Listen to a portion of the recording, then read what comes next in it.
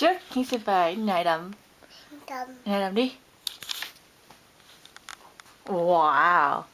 Kiên sẽ mấy tuổi? 1 tuổi. Tên mami là gì? Tên đấy. Tên daddy là gì? Tên đấy. No. No. Tên daddy. Tên đấy. Tên con là gì? Tên đấy. Kiên sẽ đi học chưa? Chưa.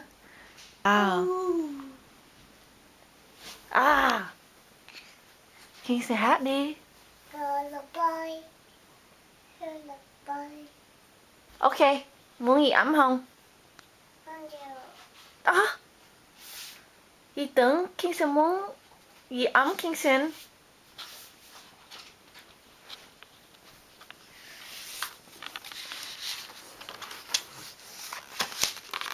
Cười đẹp đi. Làm mặt ngầu đi.